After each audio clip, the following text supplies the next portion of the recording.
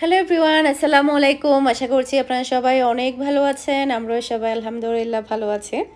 আরও একটি blog video দেখার জন্য আপনাদের সবাইকে ওয়েলকাম জানাচ্ছি। দেখতে পাচ্ছেন বৃষ্টি পড়েছে আর আমি রোডের মধ্যে দাঁড়িয়ে আছি। আসলে আজকে কালেকশন এসেছিল, এগুলো নিয়ে যাচ্ছিলাম।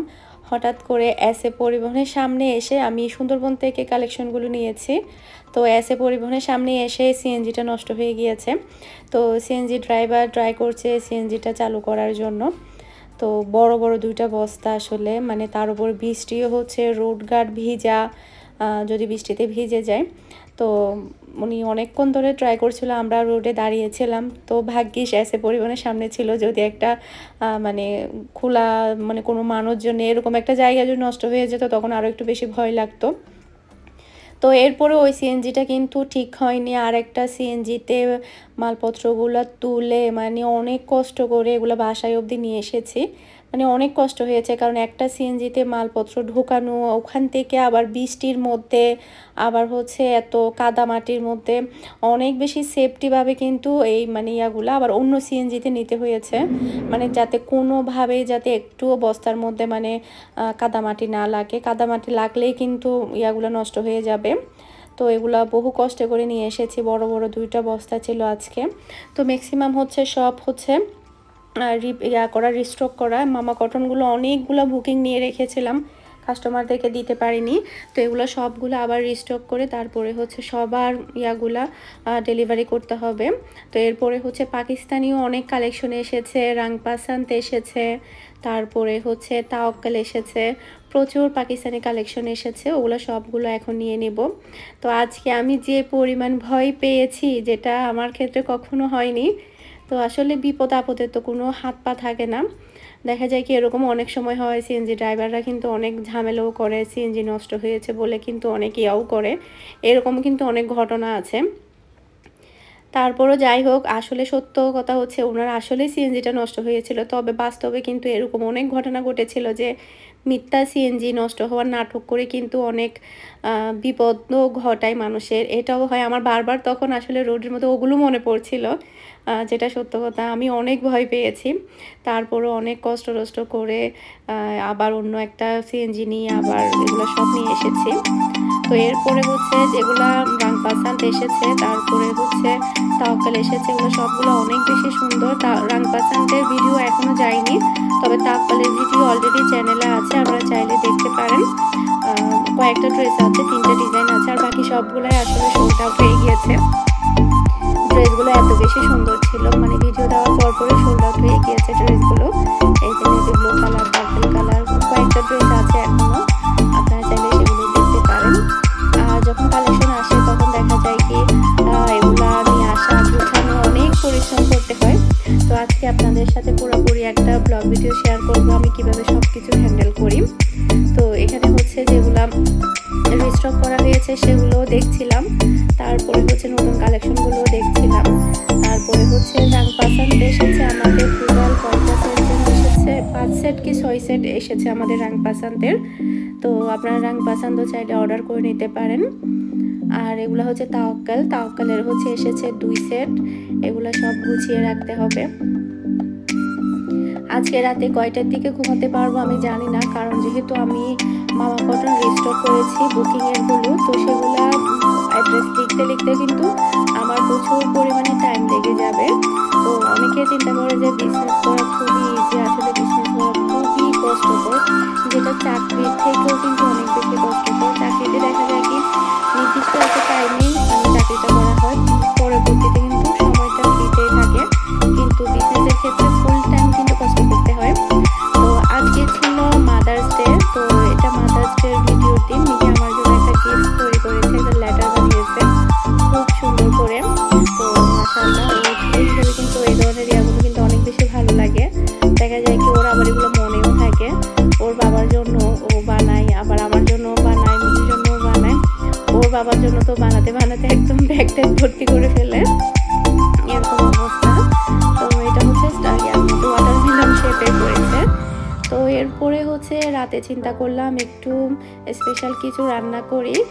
দেখা যায় কি মানে ব্যস্ততার কারণে অনেক সময় খেতে চাইলো, আসলে বানানো ঝামেলার কারণে খাওয়া হয় না। তো ভাবলাম যে আসলে শুধু তো আর কাজ করলে হবে না, খাবার দাবারও খেতে হবে।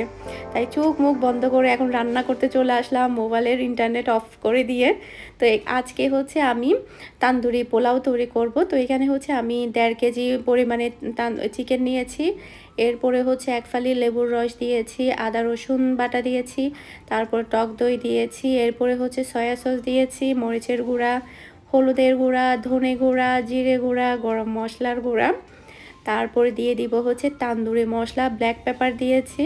সব কিছু দিয়ে এরপরে তান্দুরি মশলা দিয়ে দিব আমি এখানে 2 চা চামচের মতো, পুরোটাই দিব না, কারণ যেহেতু এটা 2 কেজির চিকেনের মশলা, আর এখানে যেহেতু আমি এক্সট্রা আরও মশলা অ্যাড করছি, সেক্ষেত্রে পুরোটাই দিতে হবে না। টমেটো সস দিলাম, তারপরে হচ্ছে সরিষার তেল দিলাম, সব কিছু পরিমাণ মতো দিয়ে এটাকে আমি খুব ভালোভাবে মেখে তারপরে ম্যারিনেট করে রেখে দিব 2 ঘন্টার জন্য। তো এই 2 ঘন্টায় আমি অন্য আমার বুকিংয়ের কাজগুলো করে নিব। এই তো আর হচ্ছে এখন আসলে ভিডিও করতেও না অনেক বেশি ঝামেলা হয়ে যাচ্ছে, কারেন্টের এত বেশি লোডশেডিং, যেটা আসলে বলা অসম্ভব। মানে আসে আর যায়, আসে আর যায়, এরকম অবস্থা। মাঝে মাঝে আবার ঠিক হয়, যায় না, আবার মাঝে মাঝে এমন অবস্থা শুরু করে দেয়, মেসেজ দেখাও এখন কষ্ট হয়ে যাচ্ছে। তো এগুলা সবগুলা হচ্ছে কুরিয়ারের জন্য রেডি করলাম। তো এগুলা কুরিয়ারের জন্য পাঠাতে হবে। তো এখানে দেখতে পাচ্ছেন প্রায় অনেকগুলো পার্সেল। আসলে এগুলা যেহেতু কয়েকদিন ধরে জমেছিল, যার কারণে একটু বেশি হয়ে গিয়েছে। তো এখানে হচ্ছে ম্যাক্সিমাম হচ্ছে 30টার উপরে কুরিয়ার আজকে যাচ্ছে আমাদের, আলহামদুলিল্লাহ। সবাই দোয়া করবেন আমার জন্য, যাতে করে আমি সামনে আরও এগিয়ে যেতে পারি আপনাদের দোয়া এবং ভালোবাসায়। আর যখনই আমার পেজের আর আমার চ্যানেলের নামের যখন আমি ব্যাগগুলো আর যখন এভাবে সাদা সাদা ব্যাগগুলো দেখে আমার কাছে অনেক বেশি ভালো লাগে। তো এগুলো বিভিন্ন জেলায় যাবে। এখানে আজকে আলহামদুলিল্লাহ 30টার উপরে, মানে 32 কি 33টা মতো আজকে আমাদের শুধু কুরিয়ার যাচ্ছে। আর এখানে ডেলিভারি ম্যান অলরেডি অনেকগুলো পার্সেল নিয়ে গিয়েছে, তো আরও কিছু পার্সেল এখানে রেখে গিয়েছে। তো আমাদের আজকেও প্রায় হচ্ছে চট্টগ্রাম সিটিতেই প্রায় 40টার উপরে বুকিং ছিল আমাদের। তো সবগুলো তো আসলে একদিনে ডেলিভারি করা হয় না। তো আজকের দিনে যেগুলো ডেলিভারি করবে যে লোকেশনের, সেই পার্সেলগুলো নিয়ে বাকি পার্সেলগুলো এইভাবে রেখে যায় বাসায়, তারপরে পরের দিন এসে বাকি পার্সেলগুলো নিয়ে যায়। তো আলহামদুলিল্লাহ আমার কিন্তু চট্টগ্রাম সিটিতে প্রচুর পরিমাণের কাস্টমার, রিপিট কাস্টমার সবচাইতে বেশি আলহামদুলিল্লাহ। এরপরে হচ্ছে এখন পার্সেল যা আছে যা আছে সবগুলো এখন বস্তা ভরে নিব, বস্তা ভরে তারপরে হচ্ছে কুরিয়ারের জন্য পাঠাই দিব। এই আর চট্টগ্রাম সিটিতে আসলে আমার একটাই ডেলিভারি ম্যান। তো একটা ডেলিভারি ম্যান হওয়াতে ডেলিভারি ম্যানের কিন্তু একটু মানে কষ্ট হয়ে যায়, আবার ডেলিভারিও কিন্তু একটু লেট হয়ে যায়। তো আসলে সব কিছু আসলে হুটহাট করে তাড়াহুড়া করে আসলে বাড়ানো উচিত না। এখন যদি আমি 2টা ডেলিভারি ম্যান নিই, তখন দেখা যাবে আবার একটু হয়ে যাবে, যার কারণে আমি একটু অপেক্ষা করছি, আরও একটু দেখি কি হয়, কি হয়, তারপর আমি 2টা ডেলিভারি ম্যান রাখবো। এখন বর্তমানে আমার একটাই, তো একটার একটু কষ্ট হয়ে যাচ্ছে, তারপর দেখি কিভাবে কি যাই। আমি আবার সব কিছু একটু চিন্তা ভাবনা করে তারপরে একটু পরিস্থিতি দেখে বা করে কিন্তু করার পছন্দ করি। এই তো এ ফাঁকে ভাবলাম যে মানে আমার কিন্তু হয়ে গিয়েছে, তান্দুরি চিকেনটা কিন্তু ম্যারিনেট করা হয়ে গিয়েছে। এখন হচ্ছে আমি এটা ফ্রাই প্যানেই ফ্রাই করে নিব। তো এরপরে হচ্ছে অল্প করে একটু তেল দিয়ে আমি চিকেনটা এখানে বসিয়ে দিলাম, আর চুলাটাকে আমি মিডিয়ামে রেখেছি। তারপর ঢাকনা দিয়ে ঢেকে রাখবো 6 থেকে 7 মিনিটের জন্য।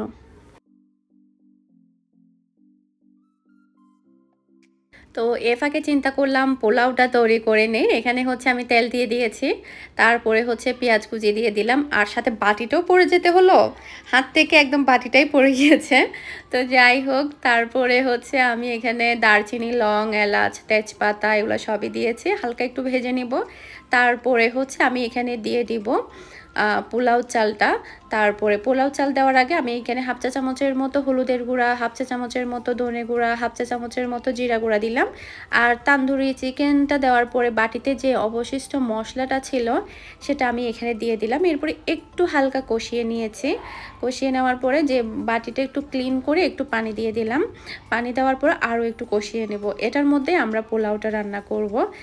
তান্দুরি চিকেনের মশলাটা থাকার কারণে কিন্তু পোলাওটা খেতে অনেক বেশি মজা হবে। আপনারা চাইলে ইজিভাবে তৈরি করতে পারেন বাচ্চাদের জন্য কিংবা ফ্যামিলি মেম্বারদের জন্য। নর্মালি দেখা যায় কি আমি যদি এখন চিকেনটা রান্না করি, বাচ্চারা দেখা যাবে অত বেশি স্পেশাল মনে করবে না। যখন আমি একটু ডিফারেন্টভাবে কোনো কিছু বানাবো তখন জিনিসটা কিন্তু দেখতেও কিন্তু অনেকটা স্পেশাল হয়ে যায়। তো 6 থেকে 7 মিনিটের পরে আমি হচ্ছে এটাকে একটু উল্টিয়ে দিয়েছি। তো এটা কিন্তু খুব বেশি হাইতে রাখলে কিন্তু চিকেনটা সেদ্ধ হবে না, বাহিরে থেকেই পুড়ে যাবে। আর যেহেতু এটা ম্যারিনেট করা ছিল 2 ঘন্টা ধরে, তো দেখা যাবে সেদ্ধ করতে বেশিক্ষণ টাইম লাগবে না। আমি আবারও 6 থেকে 7 মিনিটের জন্য ঢাকনা দিয়ে ঢেকে রাখলাম। আর এদিকে দেখতে পাচ্ছেন আমার মশলাটা কিন্তু কষানো হয়ে গিয়েছে। তো এরপরে হচ্ছে আমি পোলাওটা দিয়ে দিচ্ছি। এখানে আমি 4 কাপ পরিমাণ পোলাও চাল নিয়েছি, ভালোভাবে ক্লিন করে পানিটা ঝরিয়ে নিয়েছি। এরপরে হচ্ছে একটু ভেজে নেব। ভেজে নিলে যেটা হয় কি পোলাওটা অনেক বেশি ঝরঝরা হয়, খেতেও কিন্তু ভালো লাগে। এরপরে 4 কাপ পরিমাণ যেহেতু আমি চাল দিয়েছি, এখানে আমি টোটাল এখানে পানি দিয়ে দিব 8 কাপ পরিমাণ। 8 কাপ পরিমাণ পানি দিয়ে দিয়েছি। তারপরে স্বাদ মতো লবণ দিব, ফ্লেভারের জন্য আমি কাঁচামরিচ দেব।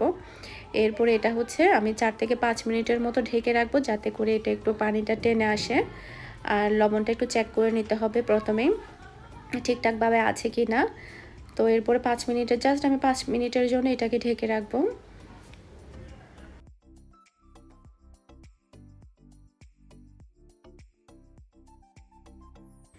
মিনহার মিহির জন্য কিন্তু আজকেও আন্টি আম নিয়ে এসেছে, তারপরে হচ্ছে লিচু নিয়ে এসেছে, তারপরে হচ্ছে সাদা জাম নিয়ে এসেছে। ওই দিন মিহি আর মিনহা অনেক বেশি পছন্দ করেছিল আন্টির গাছের। উনি গ্রামে গিয়ে ওনার গ্রামের গাছ থেকে, বাড়ির গাছ থেকে এগুলো পেড়ে নিয়ে এসেছিল। তো মিহি মিনহার জন্য অনেক কিছু এনেছিল ওই দিন। তো আজকেও আবার নিয়ে এসেছে সাদা জামগুলো। অনেক দিন হয়ে গিয়েছে সাদা জাম খাওয়া হয় না। আর এই আমগুলো আমাকে ডেলিভারি ম্যান দিয়েছে, ওনার গাছের আম নাকি, মানে আজকেই পেরেছে। যেহেতু বৃষ্টি বৃষ্টি হয়েছে, অনেকেই আমটাম মানে সব যা যা ছিল সব নিয়ে নিয়েছে এরকম আর কি। তারপরে হচ্ছে আন্টি আমার জন্য চাল এনেছে। তো এই চাল দিয়ে পিঠা বানালে নাকি অনেক মজা হবে। তো এটা পাউডার করে আনতে হবে, তারপরে হচ্ছে এটা দিয়ে আমি পিঠা বানাবো। আসলে ছোটো ছোটো এই ভালোবাসাগুলো আমার কাছে অনেক বেশি আনন্দদায়ক। সবাই আসলে আমাকে এত বেশি পছন্দ করে, এত ভালোবাসে। আমি জানি না আমি সবার ভালোবাসার যোগ্য কিনা, বা আমি কতদিন সবার ভালোবাসা ধরে রাখতে পারবো। যাই পাচ্ছি আমার কাছে মনে হচ্ছে আমি অনেক বেশিই পাচ্ছি। আমি কখনো আসলে আফসোস করি না যে আমি এটা পাচ্ছি না, ওটা পাচ্ছি না, কেন পাচ্ছি না, আমি কখনো আফসোস করি না। আমার কাছে মনে হয় আমি যতটুকু পাচ্ছি অনেক বেশি পাচ্ছি, আমার চাওয়া পাওয়ার চেয়েও আমি বেশি পাচ্ছি। সবার ভালোবাসাগুলো আসলে আমার জন্য এক একটা দোয়া। সবাই আমার জন্য দোয়া করবেন। তো এদিকে দেখতে পাচ্ছেন চিকেনগুলোকে আমি আরও একটু উল্টে পাল্টিয়ে দিয়েছি। এরপরে এদিকে 5 মিনিট পরে তারপরে হচ্ছে পানিটা অনেকটা টেনে এসেছে। এরপরে এটাকে আমি দমে দিয়ে দিব আরও 5 মিনিটের জন্য। চুলাটাকে একেবারে লোতে রাখতে হবে, তারপর দেখা যাবে চালগুলো ভালোভাবে ফুটে যাবে।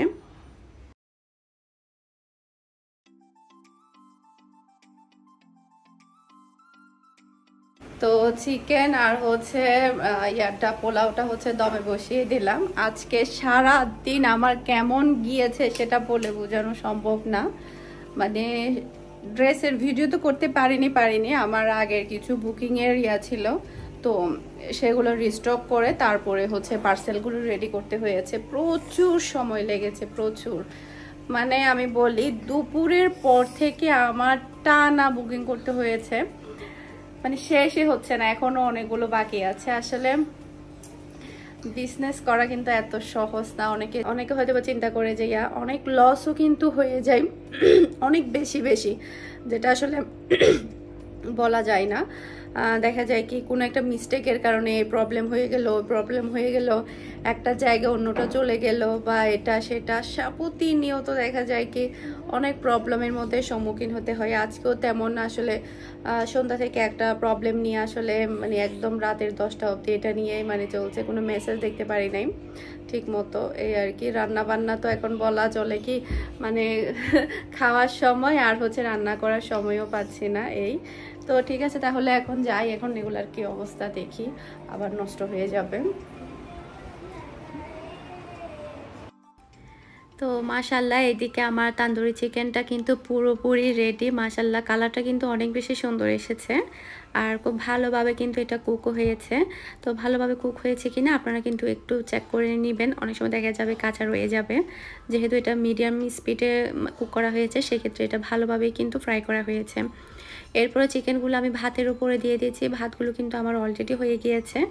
তারপরে যেটা করতে হবে এটার মধ্যে কিন্তু কয়লার ধোঁয়া দিতে হবে, স্মোক দিতে হবে। তখন কিন্তু দেখা যাবে একেবারে তান্দুরির খুবই সুন্দর একটা ফ্লেভার চলে আসবে। তো বাসায় হচ্ছে কয়লা তো নরমালি কম বেশি সবার থাকেই। তো আমি মাঝখানে হচ্ছে একটা বাটি দিয়ে দিব। তারপরে একটা কয়লা গরম করে তারপরে এটার উপরে দিয়ে দিব। টোটাল হচ্ছে 20 মিনিটের মতো আমি রাখবো। তো একটা গরম করে কয়লা আমি এই সাইডে দিয়ে দিলাম বাটির মাঝখানে। তারপরে হচ্ছে একটু উপর দিক দিয়ে তেল দিয়ে দিচ্ছি যাতে করে ধোঁয়া বের হয়। তেল দেওয়ার সাথে সাথেই কিন্তু অনেক ধোঁয়া বের হবে। এরপরে ঢাকনা দিয়ে ঢেকে রাখতে হবে টোটাল 20 মিনিটের জন্য। আর তান্দুরি এই পোলাওটা খেতে কিন্তু মাশাআল্লাহ অনেক বেশি মজা লাগে। আপনারা কিন্তু বাসায় অবশ্যই ট্রাই করবেন। আর আজকের রেসিপিটা কেমন লেগেছে সেটা আমাকে অবশ্যই কমেন্ট করে জানাবেন। আর চিকেনের লুক দেখে বুঝতে পারছেন এটা কতটা সুস্বাদু হতে পারে। আর পোলাওটা মাশাআল্লাহ অনেক বেশি মজা হয়। বাসায় কিন্তু ট্রাই করতে ভুলবেন না।